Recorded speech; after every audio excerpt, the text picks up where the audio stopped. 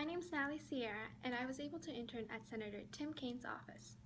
Some of my responsibilities included logging into constituent voicemails and petitions. I also ran any errands that my intern coordinator, Kathy, gave to me. Some of my interesting moments are going to hearings and being able to go to the Senate floor when they were discussing Neil Gorsuch and the nuclear option. My research question is, in what ways will Trump's proposed wall affect the U.S.-Mexican relations socially, economically, and politically? How Congress dealt with this issue in the past regarding immigrants crossing our southern border illegally. Under President George W. Bush, the Secure Fence Act of 2006 was passed. It constructed hundreds of more miles of fencing. It authorized the usage of higher technologies such as cameras to be able to locate and pinpoint where immigrants were crossing the border illegally. In addition, it almost doubled the funding of the budget for the border. Today, we have almost about 700 miles out of the 1,989 miles of border with fencing. I was fortunate to go to a hearing on March 29th about the U.S. and Mexican relations.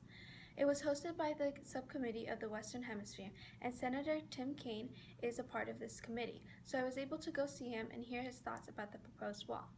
He just wants to focus on the reasons why immigrants are crossing the border illegally.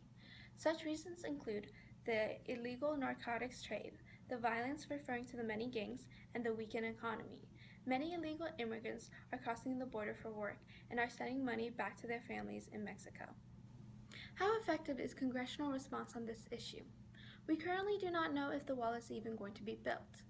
We do know that the Democrats are threatening a government shutdown to protest this upcoming proposed wall, which will create room in the budget to build and maintain this wall. We also know that the wall will be most likely a key factor that will defund other governmental programs and organizations. This is my infographic. Let us take a closer look. As you can see, the majority of Americans do not want this wall to be built. In addition, the estimate total of illegal immigrants has gone down, whether they became citizens or were deported. The majority of illegal immigrants do come from Mexico. President Trump, during his campaign, had said that Mexico would pay for the wall entirely. As it becomes more evident that the wall will not be paid by Mexico, it has made U.S. and Mexican relations tense. President Trump has signed an executive order on January 25th, which ordered the Secretary of Homeland Security to organize a proposed budget for the wall and ordered the hiring of 5,000 more border patrols. Some designs of the wall includes a wire wall and solar panels.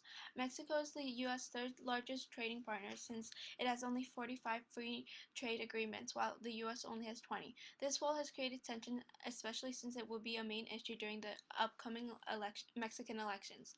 It would be a huge loss if we lose Mexico as a trading partner. As you can see, 7 out of 10 people don't think that illegal immigrants should be deported.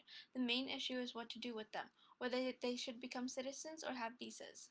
Going back to my earlier point, one of the main reasons why immigrants are crossing the border illegally is because they are having jobs here and sending money back to Mexico, which tells us how weakened the Mexican economy is. One of the groups that is opposed to this wall is led by U.S. Representative Raul Grijalva, who is backed by a wildlife conservation group. They have filed a lawsuit over the environmental impact of the wall and what it will do to the wildlife around there. I have found through my research that the proposed wall will further tensions with Mexico and be a main issue during the upcoming Mexican elections and does not have a favorable feeling with the majority of Americans. Though building a massive barrier may not be a favorable choice right now, it does bring attention to strengthening our border security and bring much needed attention to the problems in Mexico. My big takeaways from this experience. I found that I'm very interested in foreign relations and that it will be very interesting how Congress will deal with this proposed budget and how the wall will affect it. Just wanted to say that I was grateful that I was able to intern at Senator Tim Kaine's office and that this was a wonderful learning experience.